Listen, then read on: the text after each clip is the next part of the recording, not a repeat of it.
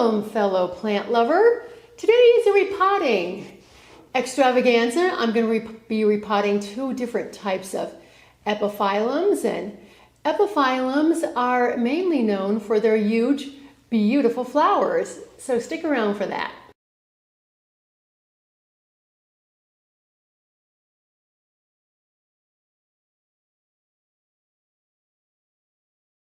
So epiphyllums are also known as orchid cactus, which is sort of interesting. You go orchids and cactus, but they are tropical cactus. They are not desert cactus like where I live here in the Arizona desert.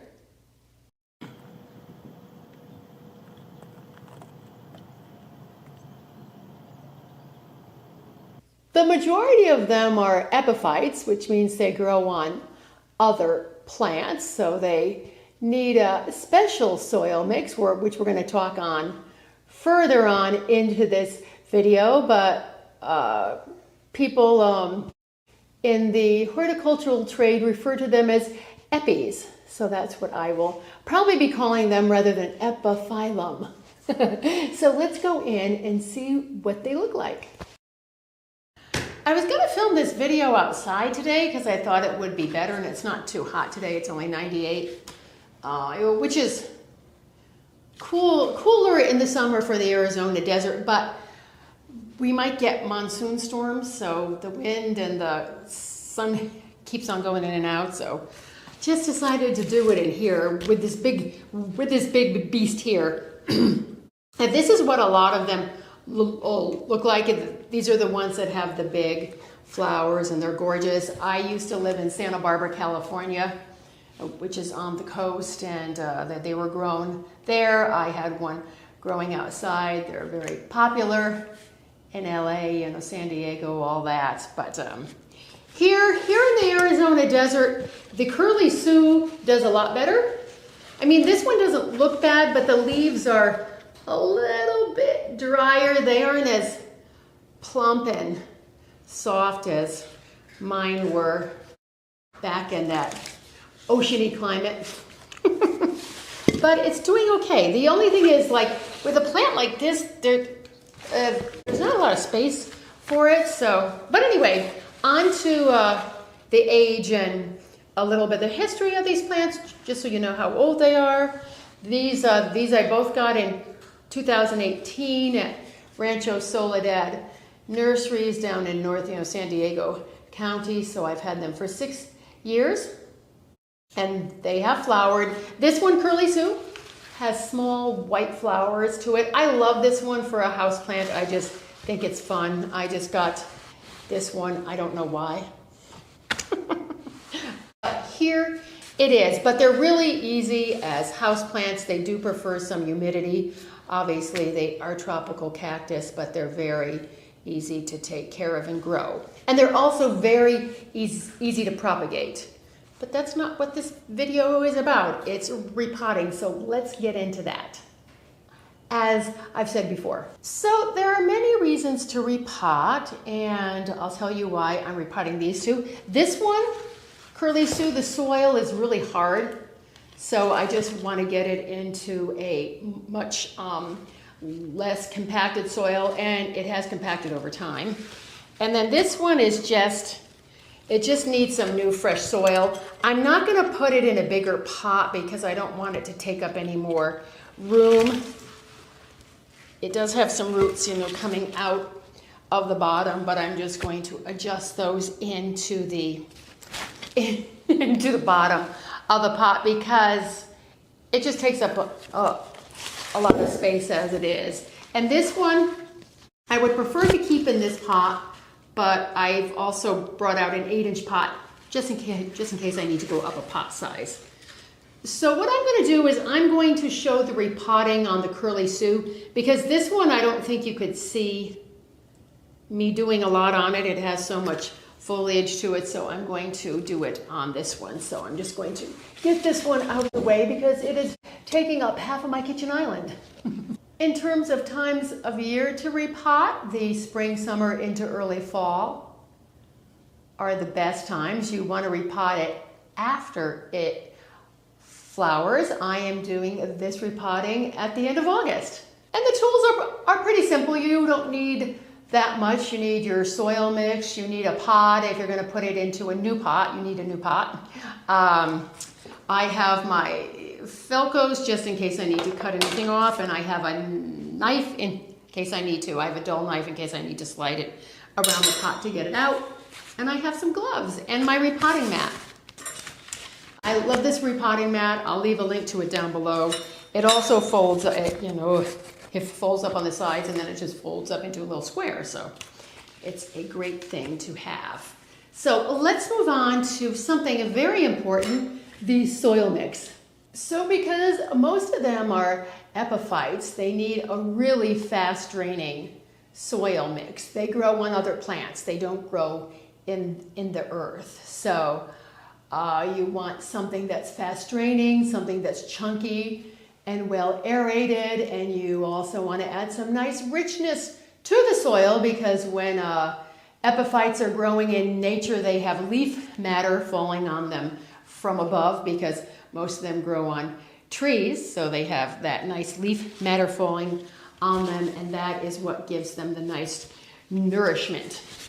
So what I am going to use is, I'll do a close-up on this because I'm going to zoom on in, when I do the repotting too, is I have my succulent and cactus mix. It has a lot of chunky stuff in it. It's a DIY. I've talked about it before. It's got cocoa chips, cocoa fiber, pumice, all kinds of good aerating things in there. Then I'm using a compost. It's a local compost. I buy it at our farmer's market, and then I'm using a good quality potting soil. I use Happy Frog from Fox Farm.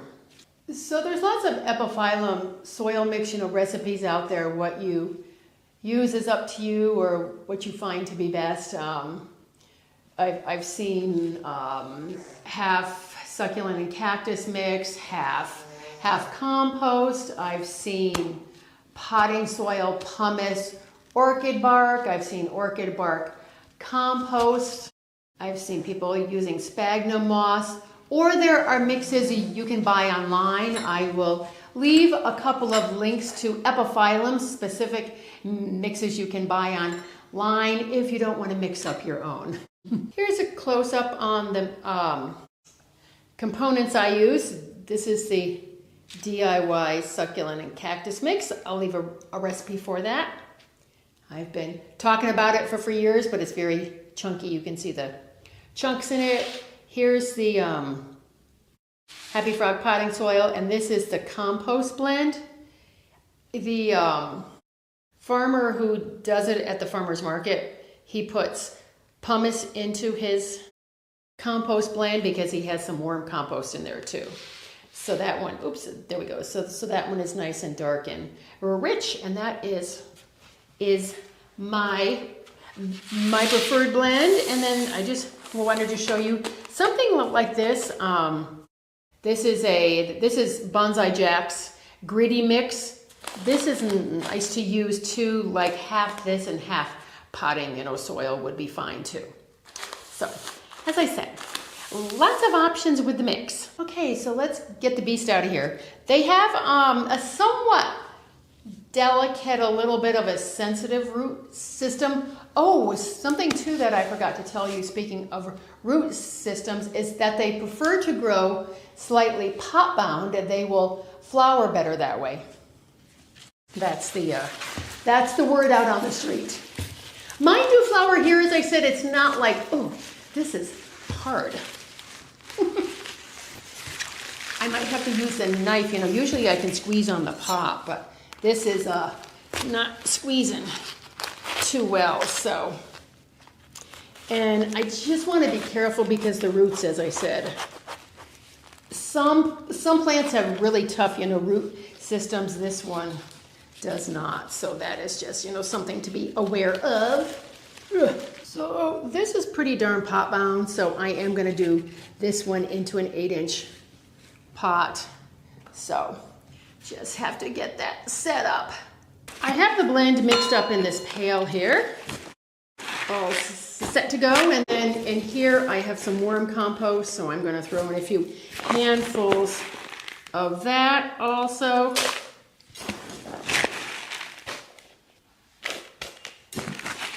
It's the old drill. You get enough in to raise the plant up, and I don't want this to sink too far down in there at all, so it needs some more just so it's up even with the top. I'm going to sprinkle in some of that worm compost now. That's another rich and a nice component for it. Get it in there. I'm not even going to try to loosen up the root ball. I'm not going to mess with it because it's not what this plant likes. And then all you do is you simply fill in around the sides. I'm going to see if I can get off a bit of this compacted soil on the top here. Boy. Whew. Crazy. And then I'm just going to go work this in all around the plant. As I said, I was planning on doing this outside because with something like this, it is awfully messy, but oh well. Oh, and here's something I want to cut off here. A dead leaf. That's why it's good to have your pruners if you want to thin anything out on the inside. I see one here too. So just going through and doing a few things here and there before I repot. Okay. All right, so I'm going to go ahead and I'm just going to fill in around the rest of this plant. You probably aren't going to be able to see it anyway because it's pretty dense. So I'll be right back with you. All done with this one, so I just want to top it with some of the worm compost just to give it even more enrichment here. Semi cleaned up. The big beast is outside, giving it some water. I'm going to take this one out to give it some water too, and I'll show you what the other one looks like. It still looks the same, but you can see it on the ground. These actually look great in hanging baskets. That's how I've seen them a lot in trees. I had mine hanging in my loquat tree in Santa Barbara. It was gorgeous. But here is the mat out of the way too.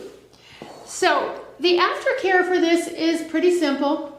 I just, water it thoroughly, because the thing about epiphyllums is they're used to frequent moisture, but they don't like to stay wet. So that's why you want that really nice, well-draining soil.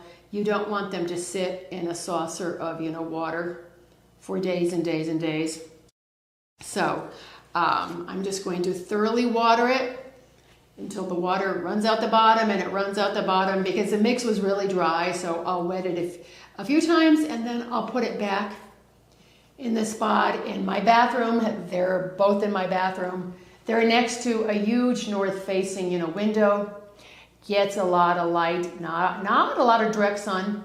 Epiphyllums don't like direct sun. And that is about it. I water mine about once a week in the summer, and in the winter about once every 2 weeks or so. So here they are, all repotted, looking good. I gave them a little hose down, so just like being in the tropical rainforest. Gonna let them dry a little bit and then put them back in their spots. I had to put this in a new decorative pot because I had gone up a pot size. That's the thing about when you change pot sizes, you oftentimes have to get a new decorative pot if you have it in a decorative pot. Anyway, that wraps up epiphyllum repotting. Two of the important things to know are the soil mix has to be fast draining, nice chunky, rich mix, and you also do not want to repot it when flowering. And probably the third thing is to be gentle with the roots. Don't be Some roots, like when I was doing outside plants, some of them were so pot bound you'd saw off, you know, some of the root ball, you know, saw off the bottom of the root ball and all that. And I didn't even really teasel these, you know, massage, you know, the root balls. I just put them in. So I hope you found this to be helpful.